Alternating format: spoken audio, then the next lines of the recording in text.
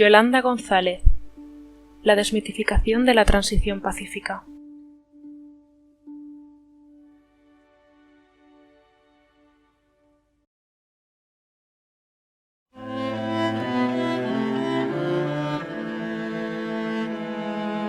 Detrás de todo régimen hay un mito fundacional. El relato de nuestra historia aún pervive en heridas abiertas por sucesos no acontecidos hace tanto. Pensadores como Walter Benjamin defendían, de la mano de Carl Schmitt, el origen violento de todo régimen instituido. Una violencia que se mitifica, se justifica a sí misma en cuanto el orden se dota de legitimidad, y ni el golpe de Estado de 1936 ni la transición de 1975 son ninguna excepción. El relato posterior, o el mito, es escrito por los vencedores, quienes se instituyen a sí mismos como dioses o adalides de la justicia con mayúscula. La sensación de que la transición es producto exclusivamente, prácticamente, de Adolfo Suárez y del rey. Y eso no es así. Hay muchísima gente anónima. La transición no es, digamos, el producto de las negociaciones de una élite política, o no solo exclusivamente, sino que para que esa transición terminara también asentando un régimen democrático, tuvieron mucho que ver las movilizaciones ciudadanas, trabajadores, estudiantes, etc. Hay muchísimos casos de estudiantes, de representantes vecinales, trabajadores que mueren en esos enfrentamientos. Y a pesar de eso, pues es cierto que hemos terminado o han terminado queriendo acuñar una historia de la transición como una historia de grandes consensos, donde todo el mundo estuvo de acuerdo. La Constitución se ratificó el 6 de diciembre de 1978. De esta manera, se establece como un símbolo de consenso y paz que pone punto y final a un régimen de represión para dar paso a una democracia. Franco se muere en noviembre del 75, pero la muerte de Franco no significa que automáticamente en España se recuperen las libertades. Es decir, todos los aparatos del Estado siguen en poder de personas que estaban de acuerdo con aquel régimen de falta de libertades. Tenemos que desmitificar un poco a esas grandes figuras políticas y reivindicar también memoria y reconocimiento y justicia para esos personajes anónimos a los que la historia se ha encargado de dejar al margen. Concordia, consenso y paz fueron los valores exaltados para cimentar una comunidad ciudadana basada en la reconciliación nacional. Eso no fue así, sino que la transición es un periodo tremendamente conflictivo y violento. La violencia de la transición se presenta en este relato como puntual. Sin embargo, fueron los años más sangrientos desde la represión de la posguerra. Desde el 76 al 83 hay por acción de extrema derecha, de policía, de represión, etcétera, hay 1.072 heridos y 127 muertos, ¿no? Eso no es una transición pacífica, en absoluto. Y además todo proveniente desde el aparato de Estado, ¿no? Es evidente que el relato del mito de la transición tiene mucho peso. Y tiene mucho peso sobre todo en sectores que tuvieron una participación activa en la negociación de aquel momento. La contestación que hay desde la izquierda en general es cuál fue el papel importantísimo en la transición que tuvo la izquierda en ese sentido. Y no hay ningún elemento de reflexión crítica sobre el proceso de la transición, sobre todo en la continuidad de institucionalidad contaminada por el franquismo. Una de las principales movilizaciones contra el régimen franquista surgieron en el seno de las universidades, en colaboración con el movimiento obrero, siguiendo la estela del Mayo del 68 francés. Estas eran duramente reprimidas por las fuerzas policiales, hiriendo y matando a los estudiantes que protestaban contra un régimen tambaleante. Esta situación se mantuvo tras la muerte de Franco, intensificándose la movilización violenta desde la izquierda y desde la derecha. Durante los 70, el PSE logró aglutinar buena parte de las voces de la oposición hacia el régimen y, comenzando el proceso de transición, su apuesta por una vía no revolucionaria le ganó la escisión de numerosas perspectivas, las cuales formarían nuevas organizaciones políticas. En relación a España había una gran discusión.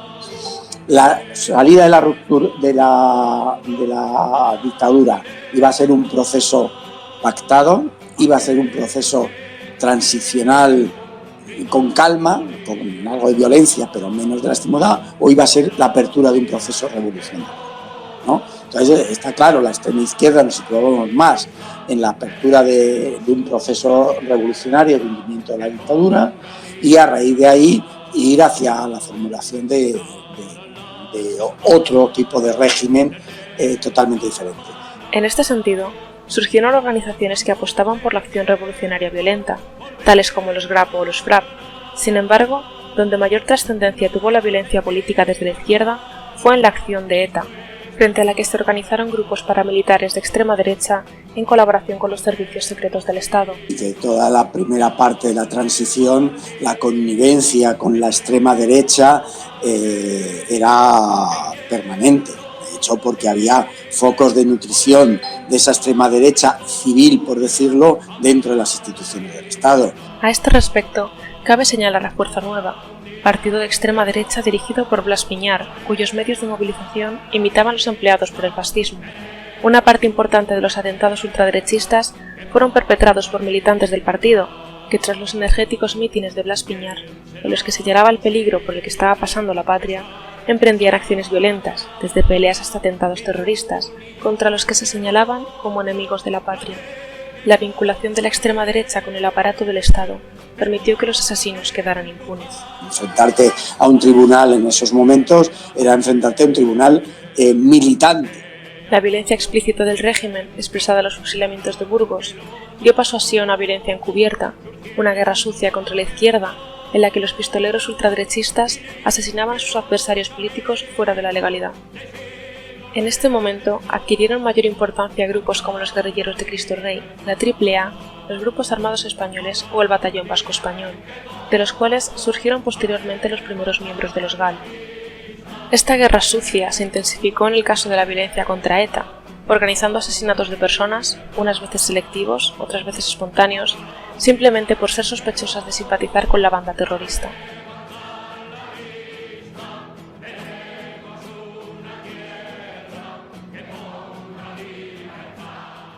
El caso del asesinato de Yolanda a manos de militantes de Fuerza Nueva, cuyo móvil fue su falsa vinculación a ETA, es el más significativo de este último grupo.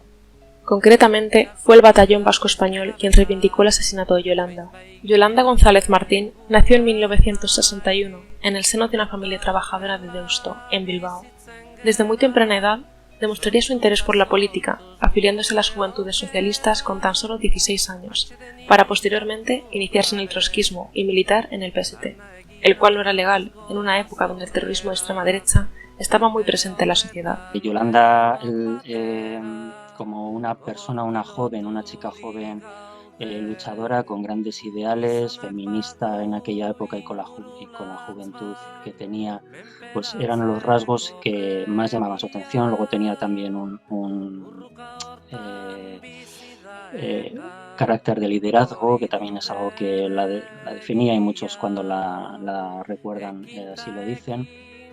Y bueno, pues como muchas otras jóvenes de esa época, en un momento histórico que estaban viviendo,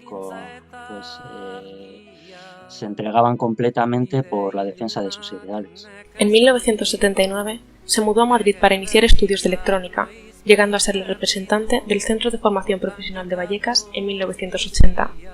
Compaginó su formación y su militancia política estudiantil con trabajos eventuales, con todo lo que ello implicaba en aquel momento.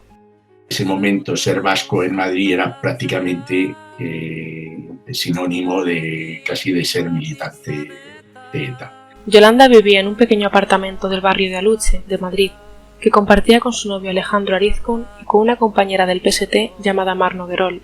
y el cual fue asaltado a última hora de la tarde el 1 de febrero de 1980. El 1 de febrero de 1980 se da una doble circunstancia. ETA asesina en el País Vasco en Ispaster a 6 guardias civiles, y este grupo de extrema derecha que la había sometido a vigilancia recibe la orden de atentar contra ella. Entonces acuden a su domicilio en Aluche, la secuestran aprovechando que estaba sola, la llevan a un descampado y de San Martín de Valdeiglesias, la bajan del coche y la pegan 2 disparos en la cabeza a quemarropa y la dejan allí tirada. Acto seguido, al día siguiente, se reivindica el atentado en nombre del Batallón Vasco Español y se dice que el acto es la respuesta a los atentados de ETA perpetrados el día anterior en el País Vasco, acusando además a Yolanda de formar parte de un comando de información de ETA en Madrid, cosa que era absolutamente falsa. Los asesinos, Emilio Hellín Moro e Ignacio Abad Velázquez, militantes de Fuerza Nueva, justificaron los hechos argumentando que Yolanda González formaba parte de un comando de ETA, siendo esto rotundamente falso. Fue reivindicado por el Grupo 41 del Batallón Vasco Español. En ese mismo año, la Audiencia Nacional celebró el juicio y se dictó sentencia condenatoria en 1982. Pues es un juicio lleno de trabas para los abogados. El juicio está lleno de muchas irregularidades. Sabía que había unos autores intelectuales, como llegar hasta, digamos, a la mano derecha del que era el jefe de seguridad de Blas Piñar de Fuerza Nueva. Entonces hasta esa persona se llegó a estar condenada también. David Martínez Loza, todavía eran de mayor grado, ¿no? De mayor escala, pues el propio Blas Piñar. Los abogados tuvieron que tomar la decisión de decir, o nos quedamos con esto y lo aseguramos, que tenemos pues unos cuantos acusados que van a recibir unos severos castigos, o intentamos tirar por otro camino para intentar llegar más lejos y luego igual nos quedamos sin nada. Decidieron que era mejor agarrarse a lo que ya se tenía y que ya se había conseguido bastante. No obstante, y pese a que la familia tuvo que conformarse con la sentencia dada, Emilio Hellín, principal encausado, se fugaría al Paraguay de Stroessner en 1987, tras haberse dado, anteriormente, otros intentos de fuga, hasta que fue descubierto por un periodista de Interview. Así, se dio una presión mediática y social que forzó su extradición a España en 1990. En 2013 reaparece el asesino de Yolanda, que en un reportaje del País nos informa de que lleva años entrenando, instruyendo a fuerzas de seguridad del Estado en el rastreo de equipos informáticos, ordenadores, móviles, etcétera, como experto. Y bueno, pues emprendemos de nuevo una campaña para acabar con esto, porque nos parece inadmisible que el asesino de una joven de 19 años, de nuestra compañera y amiga Yolanda, pueda instruir a las fuerzas de seguridad del Estado. Sin embargo, ha seguido actuando también en casos judicializados, como fue el caso Taula, como experto contratado directamente por el Partido Popular, y recientemente en el caso de Cristina Cifuentes. Así que parece obvio que los contactos que siempre tuvo entre las altas jerarquías de las fuerzas de seguridad del Estado y las cloacas del Estado, pues le han seguido proporcionando hasta nuestros días encargos y trabajo que es inadmisible en un asesino como fue Emilio Hellín. La lucha por las libertades y por la democracia bajo el franquismo fue muy dura y difícil, y durante la transición, que no fue tan dorada como nos la pintaron, igualmente sufrimos el acoso y el asesinato por parte de las fuerzas de seguridad y de la extrema derecha.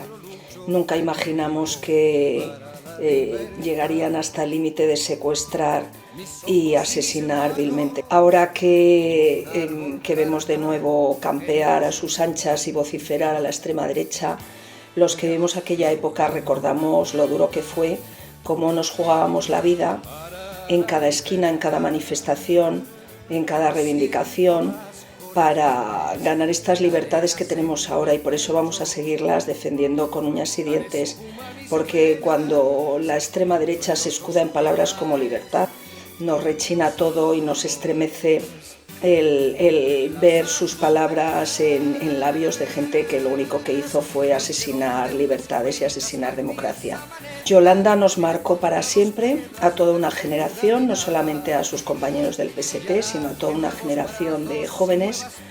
La asesinaron por ser mujer, por ser vasca, por ser joven, y en ella nos seguimos viendo representadas hasta ahora, y a ella la seguimos viendo en todas las mujeres jóvenes feministas, luchadoras, que aspiran a conseguir una sociedad diferente, mejor para todas. Por eso Yolanda siempre seguirá estando presente en nuestros corazones rebeldes. Yolanda, compañera, amiga, no te olvidamos.